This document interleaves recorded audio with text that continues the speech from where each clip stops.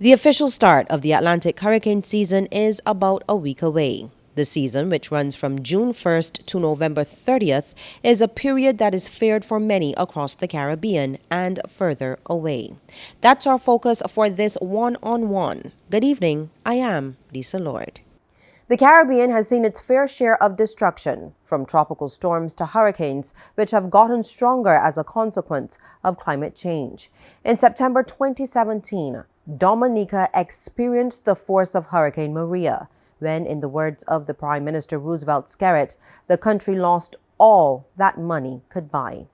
Then 2 years later, in September 2019, the Bahamas would feel the devastating strength of a Category 5 Hurricane Dorian. Scores of people died, many are still listed as missing, and hundreds lost everything. Now, Barbados has mostly been spared, with the last major system to touch these shores being Hurricane Janet back in 1955. While they are relied upon all year round for accurate details on the weather, all eyes are fixed on the Barbados Meteorological Services for answers and guidance, especially during the hurricane season. And that is where we start this evening. I spoke to meteorologist Tia Brown, who told me about the work of the Met Office and what would cause them to raise an alert level. So first thing first, as I said, that's what a flash flood is. If you have an excessive amount of rainfall in a short space of time. A flood warning, no, that would be if you have continuous rainfall. So the difference basically is the period of time between the two. Watch or warning is within 6 hours for the flash flood warning if it's occurring in a short space of time. But if you're talking about a flood warning, then you're expecting conditions that can cause flooding within 36 hours. You can also have watches or warnings for a tropical storm or for a hurricane. The watches will be within 48 hours and the warnings would be within 36 hours when you expect those conditions to begin occurring. We use the model data. We use an ensemble of model data to have an idea of what's going to occur within the next 7 days, the next 14 days, and sometimes we go a little farther out, but the error increases as you go beyond a certain time frame. So we constantly, each shift, we would come in and we would monitor the situation. As the model updates, you'll see if it's consistent, if it's changing, because that happens. You could be seeing expecting a rain event within 7 days when you check the models this morning. You come back in the afternoon and saying something completely different. So you constantly monitor all of the models and see if they're consistent with as you progress. We also look at what we call what's happening now. We look at the radar, and we also use the satellite imagery to get an idea of what's currently happening. And you also can see how systems evolve as you look at satellite imagery and radar imagery as well. So we're constantly monitoring.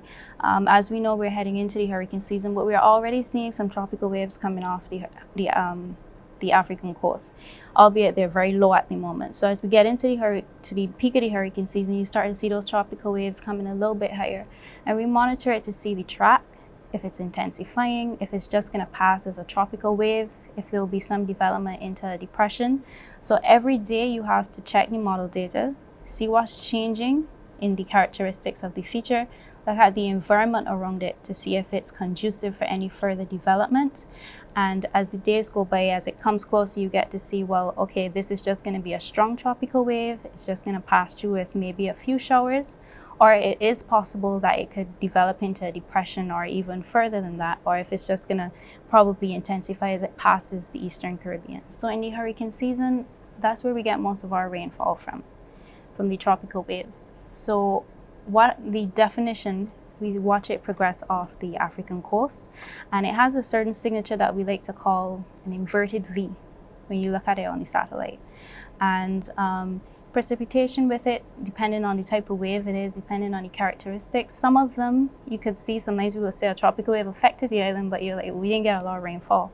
So all of them are different depending on the environment they're in. And what's also important is what's going on in the upper levels, because that also helps to enhance the tropical waves. So you might find you get a tropical wave pass through, the winds are strong, you're getting a lot of rainfall, people are asking if it's a storm, but it just happens that in the upper levels you're getting a lot of, basically is strengthening the tropical wave as it passes through. So we start at tropical wave, and then we get to the depression as the wind speeds increase. When we get into tropical storm, then we're going from there, we're going into category 1 hurricane, where you're looking at winds between 74 and 95 kilometers per hour.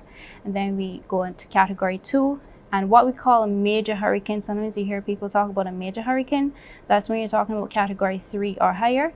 And then you go to category 4, and 5 is the highest, as we know, with winds exceeding 156 miles per hour. We get concerned from the time we see something coming off heading in our direction, and we constantly monitoring it. And as it gets closer, then we start to say, okay, well, what is the likelihood of it affecting Barbados?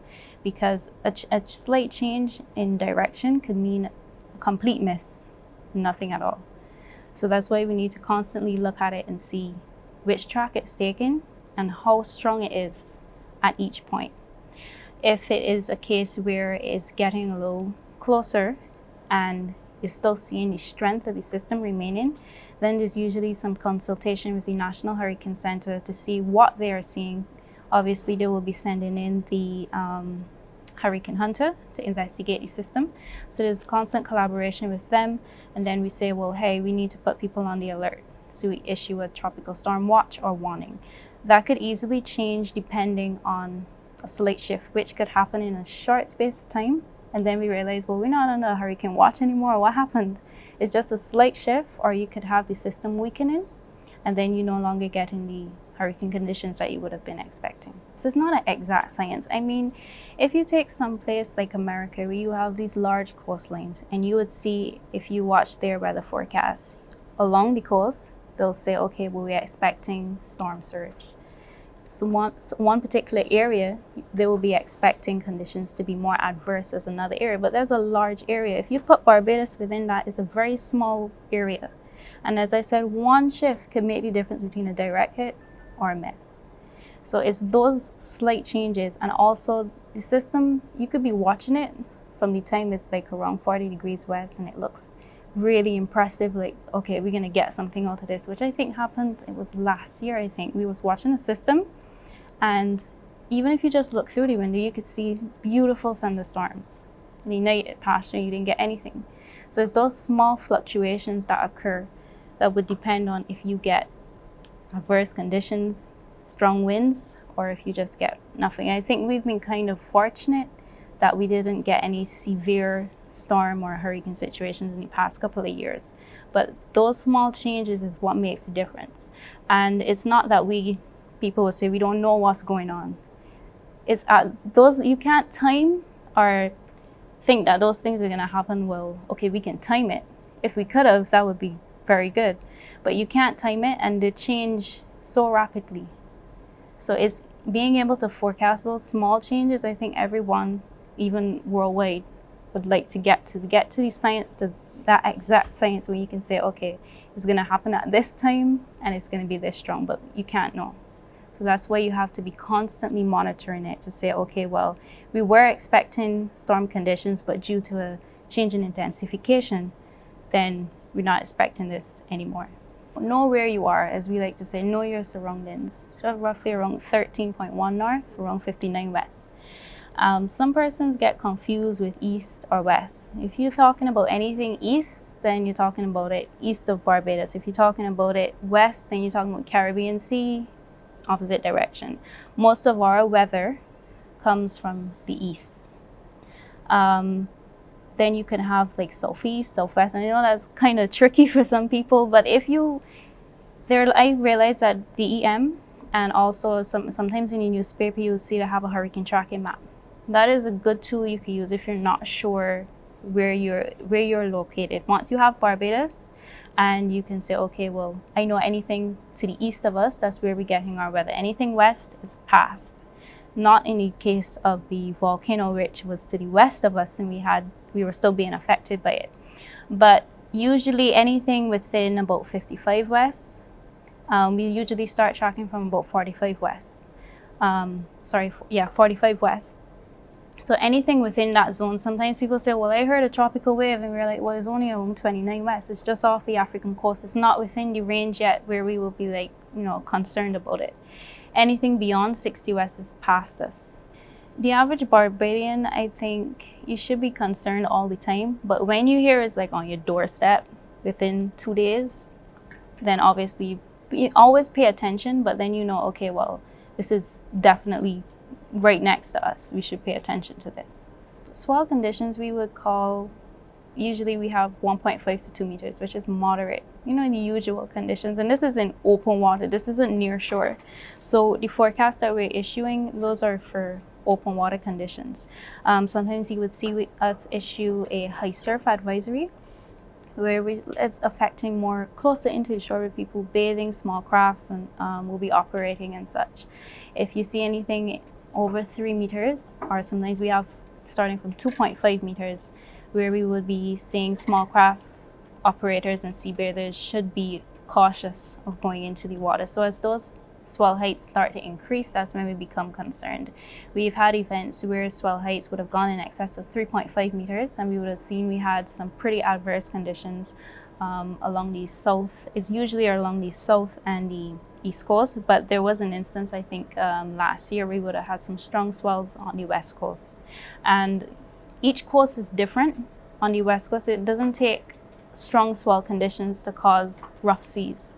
So it's for impact-based forecasting, you would realize that sometimes we have warnings out for the eastern sections of the island and the southern sections, while the west is pretty normal because most of the swell's direction is coming from the east. But when you get a shift in the swell direction coming from the north, that's going to affect the west coast. And anything around 1 meter, 1.5, obviously going over 2, that's of concern. One of our main responsibilities as in my office is to provide aerodrome forecasts. On the forecasting side, we would provide weather information for landing and takeoff of aircraft, but also we do hourly observations, which provides the pilots with weather information on an hourly basis.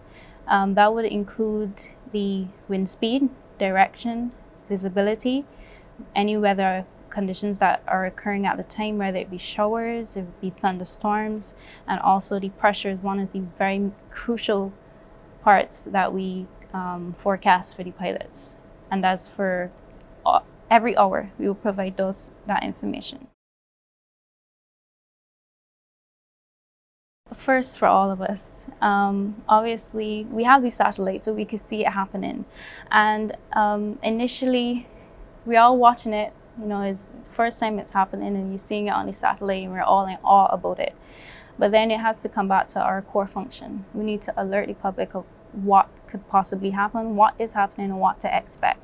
We know that at that time we had westerly winds, so we knew it's going to be coming right over us. So after just viewing it and saying, well, we can't believe that it's actually happened, it comes back to, okay, well, let's start alerting the public as to what to expect. And we don't know how long it's going to be happening, but let's just constantly update as it erupts, and we know the wind direction and we know it's going to be coming over. Let's get the information out to the public to say, well, hey, this is what we're expecting, because the visibility was reduced significantly. So that's where we come in to say, okay, well, this is what to expect under those conditions. We would have had the forecast from the Colorado State University, which would have stated the 17 names starting to the season, obviously expecting above average. We also take a look at the La Nina conditions, which is supposed to be weakening our transition into neutral conditions during this time. So we have the initial forecast and we constantly monitor to see what's changing. Yes, we expect an above average hurricane season, but last year we did too, and we didn't have any significant storms that passed through Barbados. So it's just constantly monitoring the situation. Okay, we have the forecast, this is what to expect, but that changes all the time. So it's a constant monitoring process from the time the hurricane season begins, even before. And as we go through it each month, each day, each week, just constantly monitoring it. Whenever we issue a watch or warning, first things first, you want to be aware of your surroundings. I know some of us, we come outside is nice and beautiful, so we don't worry about it. Outside is nice and beautiful. But you constantly check your forecast because that could change at any moment. So it's not to be complacent and say, okay, well, it's a nice, beautiful day. Let me just go out. because that could change. So just constantly monitor. If you can get it, you can check the weather forecast to see what's happening. Always make sure that you are up to date, that you are in the know of what's happening. When we issue watches and warnings, it is so that persons can be aware of what to expect. You can be aware of what may occur so that you can better prepare yourself and your family to any conditions that might be pending at the moment. Let me begin preparations. It's hurricane season. Let me sit down and reason. Let me secure a nation. Know your shelters, Bajan. Help out one another, get vibration. Develop emergency community plans so that we could function. Remove outdoor objects. Make sure that you went to the ATM. Stock up with water. Make sure you clean the guttering, Lord. What about canned food? Make sure you got some stock up in your room. Make sure you prop up the paling and tie down the roof. Let me start to prepare real soon. Let me begin preparations. It's hurricane season. Let me sit down and reason. Let me secure a nation. Know your shelters, Bajan. Help out one another, get vibration. Develop emergency community plans so that we could function.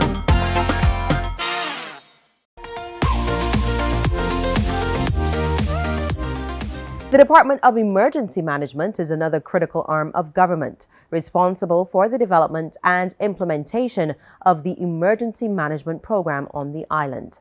The DEM takes direction from the Met Office and works closely with several other emergency agencies to coordinate a response to any disaster.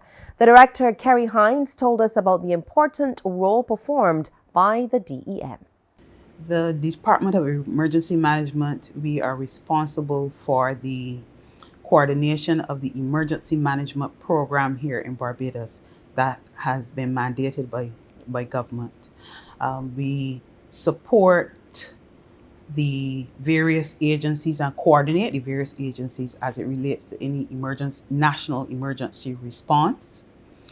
And we also carry out public education, educating the Barbadian public and visitors alike about the various hazards that can affect us here in Barbados and what are the various measures we can take to combat these hazards and how we can cope with the various hazards. We have 13 staff members. We're a very minute department. There's the director, deputy director. We have the administrative staff, clerk typist, executive secretary, and we have technical officers as well. There are positions for 4 technical officers, who we call program officers. Currently, we have 2 on staff. This is my 20th year with the Department of Emergency Management. It was formerly known as CERO, the Central Emergency Relief Organization. I started in 2001, July 2001. And over the years, I've moved from I came in as program officer, and I went to deputy director. That was back in 2007, I believe. And then on to the post of director. I took up that post May 2015. Over the years, you've been exposed to the operational part of the discipline, going through like Cricket World Cup, various national level emergencies that we would have had response to various storm events, mass casualties. So having that interaction and having that experience in the field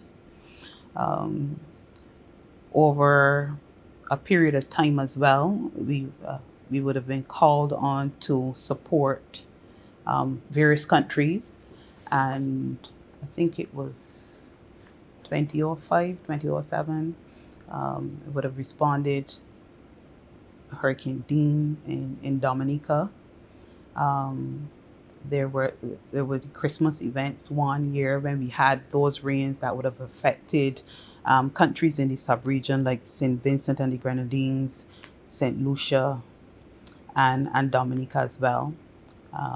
So there was need to go in and effect a response or have discussions with those particular entities. And over the years as well, as I said, Cricket World Cup was one of the big planning major events that took place here in the region, and Barbados was one of the select countries, and I would have done the planning, disaster management planning for that.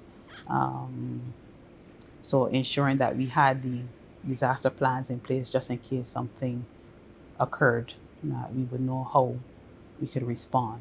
The mandate is a comprehensive disaster management mandate, and what that means, we look at multiple hazards and we pull in multiple stakeholders. So on a daily basis, on a yearly basis, we can deal with so many different stakeholders in the national system, because as you would appreciate, the government may not necessarily have all the resources to deal with a hazard, but we rely heavily as well on the private sector to support a response, and the wider public. That may extend as well to any regional or international support that we may need. And that requires us to have those conversations in blue skies with the various stakeholders that can support any response. Cricket World Cup is one, because early in my career, you were entrusted with the role to pull together a plan for just a national event, but a regional event. And I was able to utilize my expertise because I had formal training in emergency management. So this was now an opportunity to put that into practice. I think that was one of the major areas. And of course, there have been many where you may respond to an event within a community or even nationally, that you would remember all the times that we have had when the National Emergency Operations Center would have activated, and we would have welcomed a number of stakeholders into our operations and had to deal with various events. Those two, trust me, the long nights and the hours that we really had to sit down and coordinate a response, that sticks out in my mind as well. From the government's lens perspective, we have the Ministry of Education. They're responsible for the shelter management portfolio. Ministry of Agriculture. We have our social services like the welfare department and elder affairs. We have a number of NGOs that we interact with. For example, the Red Cross Society. We have players within the community. As you know, the Department of Emergency Management is responsible for the now 30 district emergency operation organizations that we have across the island, and they are our eyes and ears on the ground within the communities, and they disseminate messages as it relates to information generally as it relates to disaster management. And they also assist us when there's any response. They're the first responders in the community. And they stand hand in hand with persons like the Barbados Fire Service and the Royal Barbados Police Force to effect a response. And they're also present here in the National Emergency Operations Center once we activate. So you have persons like the Ministry of Health. Not to forget our private sector partners like the Barbados Chamber of Commerce and Industry. They also are a part of the mechanism. We have international and regional players such as the Caribbean Disaster Emergency Management Agency. Barbados is one of the participating states of SEDEMA. And they too will support our response, or we support whatever response here in the region as we are called on to do so. So there are many agencies, a myriad of organizations that may be a part of a response. depending on what type of response it is, that will have to play a part and to support our operations at any particular point in time. And that ranges from governmental, non-governmental organizations, and even regional and international organizations. Throughout the season, and even on a normal basis, we have a very close relationship with the Barbados Met Services. And we monitor because we are preparing for various hazard, we and the hydrometeorological hazard is just one of those. We have a very close relationship with the Met Office where we monitor, they inform us if there is a potential for hazard or any potential effect on Barbados at any point in time throughout the season. It may be in the sense of in the form of an advisory when it is really far out, depending on when it starts to develop. So they may send out an advisory, and once we receive that information, we would disseminate that information in the public domain as well. You may have a storm watch or warning. Watch meaning that the conditions are possible, whereas warning means they are imminent, they're expected. And once we receive those indications from the Met Office, then there are a number of procedures we go through in our realm as emergency response agencies, as the Emergency Management Office. We notify the various stakeholders that I would have spoken to before that there is a potential for certain things to occur. And that would trigger them to ensure that they have certain things in place. They will go through their checklists, what they need to do as their particular agencies to ensure that they're ready if and when the hazard impacts. And we do the same. So from receiving the message, disseminating the information to the stakeholders, doing our internal checks and balances here at the department, ensuring that our community, the district organizations, they're ready, and all our stakeholders are ready, have the appropriate information and the appropriate resources if they need to effect a response. Once there is that it is imminent that we're going to have something, or depending on what the hazard is, we have something in place, we activate this National Emergency Operations Center. And when we activate, all the various entities that are prescribed to be here, they come to fulfill the roles that we would have taken them through when there was normal blue skies. So it is not a case where you don't know. You have standard operating procedures, written documentation, where you know what persons, who is supposed to be here. They know the roles that they're supposed to play when they get here. And the National Emergency Operations Center is that crisis coordination center. So we have media personnel, they and the Government Information Service, they will coordinate the media, because we have to get the information to the media, to the wider populace, because they need to know what is going on, or they need to know what to do. As well, the other stakeholders, we make decisions, or we try to get an operational picture of what is going on, a situational picture of what is going on the ground, because we feedback from our various stakeholders in the field. They will send information to this operations center, and we do the same. So it's a two-way communication, so we can get a big picture of what is going on here in Barbados, or depending on what we're doing, if we're doing a particular area of the island that we need to get a handle on what is going on. And then that in turn helps us to focus resources where they need to go.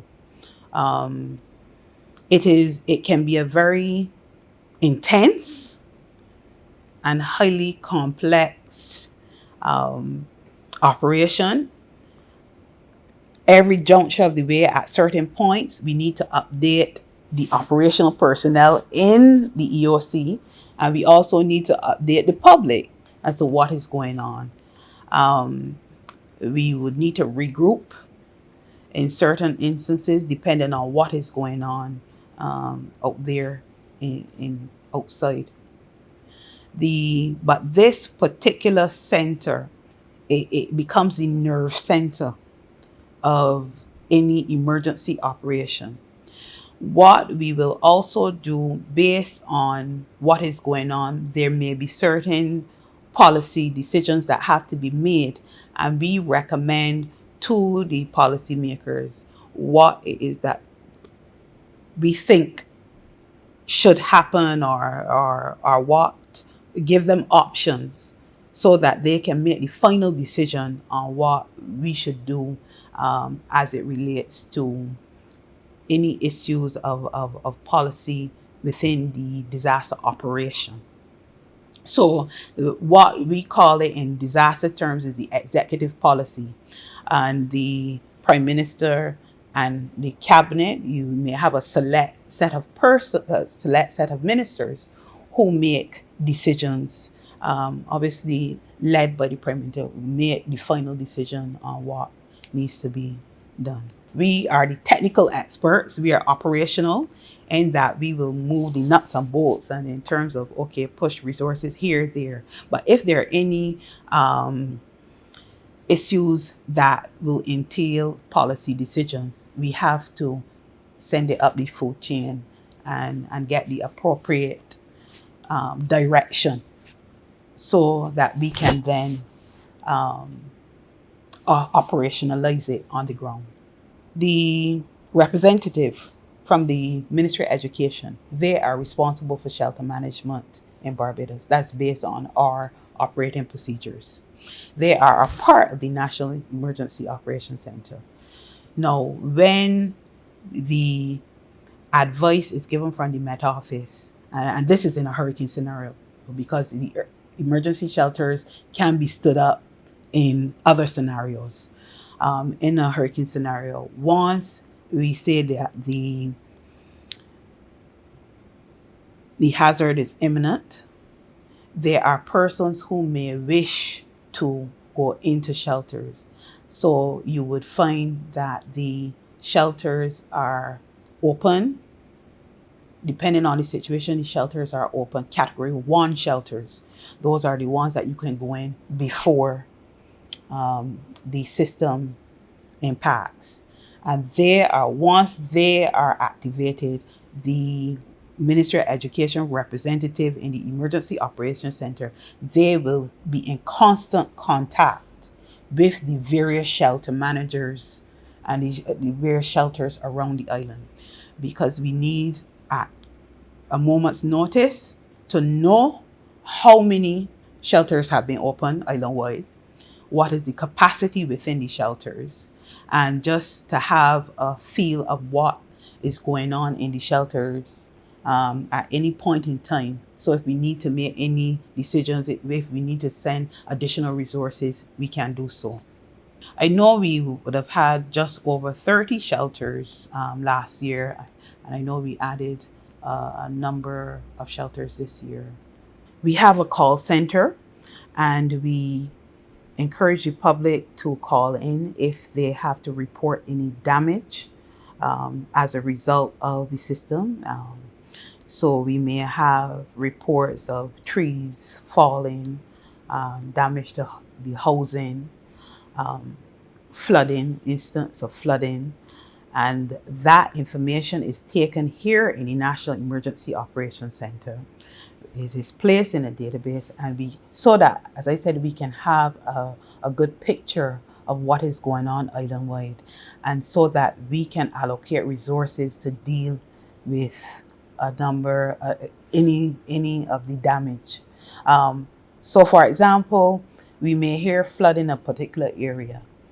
You usually tell the residents wait to see if the water resides. Um, if there are more, if it is a more niggling issue, then the MTWR drainage unit would go out and look to see what they can do to assist in alleviating any any damage. And this is after. Yes. Um, the one of the points we usually stress, we try not to put the first responders in any danger whatsoever. And the we take note of the reports, and then we ensure that we have crews that can go out and respond. Once the conditions permit, we go out and respond to the various reports. Disaster management, we usually look at it in a cycle, and you have the prevention and the preparedness, the mitigation aspect, the response and the recovery efforts. And quite like what we would have seen with the ashfall and stuff, there are instances of recovery, whether that be one, and that is usually informed by a damage assessment.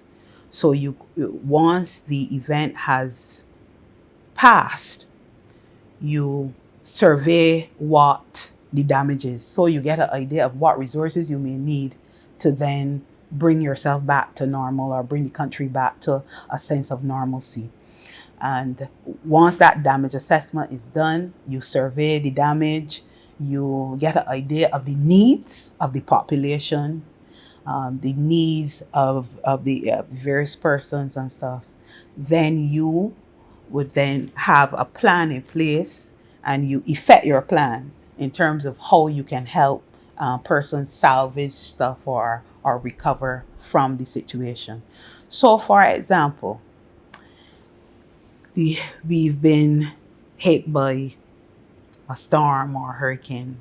There's a lot of damage as a result of the wind and the rain. It can be roof damage, whatever. You go out, you make the assessment, and then you may have to give public assistance, render public assistance to persons in terms of getting obtaining places for them to shelter. They may have to go into the emergency shelters, or you may have to assist some persons in terms of rebuilding their homes. So there's usually a criteria for that. And once there's an eligibility criteria established, then we may be able to support persons in that recovery. Persons may go to their insurance and effect the repairs on their own, but there are some persons in the wider Barbados that will need some level of assistance from us. So the recovery operations might be salvaging, cleaning up, on a national basis or within a community or a particular area. And it may be offering humanitarian assistance to the population who may be in need. It could be, as I said, infrastructural cleanup of our critical areas, cleanup of our roads, so that we can traverse the roads and ensure that we are up to that level of normalcy.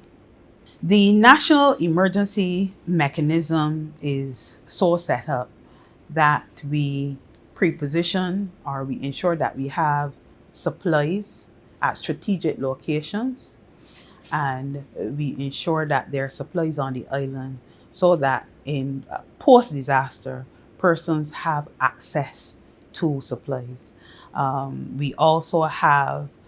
We encourage the various warehouse facilities and the various commercial facilities to ensure that they bring their facilities back up and running as quickly as possible. Ensure that they have continuity plans and stuff so they can assist us in the response after the fact. We do have relationships or agreements with suppliers, food suppliers and stuff, so they ensure that there is adequate food supplies on the island even before, so that in the aftermath we can, once there's need for that assistance, that humanitarian relief assistance, whether it be food, whether it be any other type of supplies, we can offer that to the population that is in need. Part of our public awareness program is to encourage persons to be prepared. You have an individual responsibility to yourself to be prepared. Hence the reason why we mount a pervasive public awareness program about the various hazards that can impact you, what can happen, what you need to do. We have information as it relates to what should be in your emergency supplies kit, what non-perishable foods that you should have in stock, adequate supplies of water, food, as well as your little items like ensuring that you have your radio and your batteries and that sort of thing. If you know that you have children in your care, have things to keep them occupied during the system. So it is very important that persons prepare themselves. We may not be able to get to persons as quickly as they would expect. Hence the reason why we always advocate personal family preparedness and preparedness as a community. The hurricane season goes from June 1st to November 30th. But as you quite well know, persons know, we can have systems out of season. We can be affected by the earthquake hazard. So we have to be prepared. That doesn't have a season. We can be affected by tsunamis. We can be affected by a range of different hazards. So what that says to us is that we need to be prepared at all times. And you need to check on your emergency supplies. You need to know what you have to do in times of emergency. So you have to have your plans in place.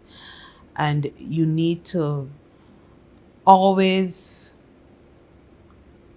have in the back of your mind that something can happen at any point in time and I need to be prepared. I need to have adequate supplies. I need to know emergency numbers. I need to know how to contact persons. My family, the entire family needs to know what they need to do, what actions they need to take if something occurs. So what that is saying, you need to be in a constant state of preparedness and not just seasonal. The Department of Emergency Management has had to take in had to take on board COVID considerations. And we have had to tweak a number of our plans and procedures to reflect this new eventuality, this new reality. We have had changes in terms of our plant and equipment and the facilities, ensuring you having the sanitizers, persons having the masks and the shields, and even reorganizing the workspace to ensure that we are in tune with the standard protocols as it relates to COVID-19. What we have found is we have had to have more virtual meetings, and we have even had opportunities to look at having, well, reduced numbers in the emergency operations center if it activates, and then improving our information, our virtual environment, utilizing more of the technology to interact with our stakeholders, and as I said, to reduce the amount of of persons that may be in any one space at any one time. I'm very happy to say that at this we've now come into an upgraded facility, so we have more space, and the features is a little bit more amenable to what we were in before. The ensuring that our first responders, all of our staff, have the adequate personal protective equipment, and our community persons as well, making sure that they have adequate personal protective equipment. We have updated our shelter procedures, and they reflect the COVID considerations. So when you look at it over the broad spectrum, you see that because of this new operating environment, we have had to adapt. What we're currently doing right now is doing some upgrades to the National Emergency Telecommunications infrastructure. And a number of stakeholders are part of that process, including the Telecoms Department and the Royal Barbados Police Force, and a number of other stakeholders who have specific interests as it relates to emergency telecommunications.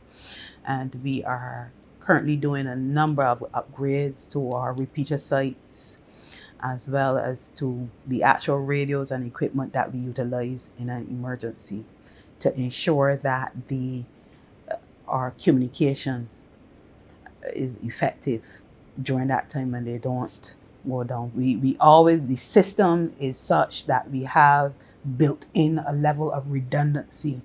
So if our traditional means of communication don't work or are not operational, we have a fallback system where we can communicate as emergency responders. Be prepared, be aware of your surroundings, and monitor your radios. It is important that you heed the advice of the authorities during the season. You prepare yourselves personally, you prepare your families, and you support the preparedness efforts in the community. We at the national level, we prepare ourselves too, so that we are also always in a state of constant readiness. And it is important that you as the public support us by ensuring that you are prepared to deal with eventualities.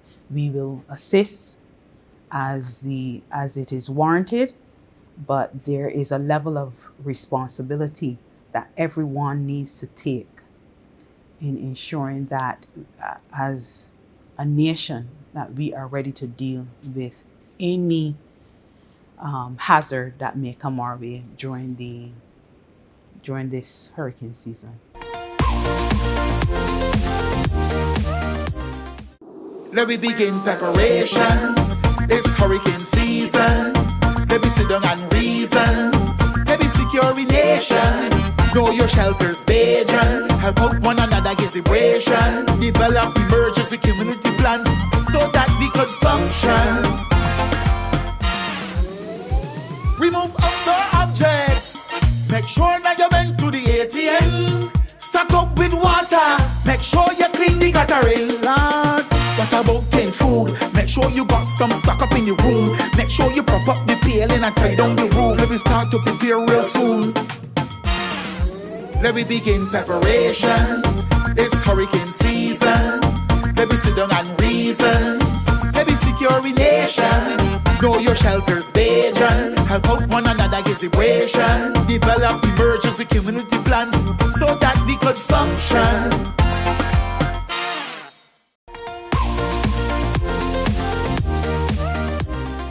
Now, next Sunday, we will take another look at preparing for the hurricane season. And as we count down the days to its start and go through the months that storms will come, the question is, are you ready? I'm Lisa Lord. Good evening.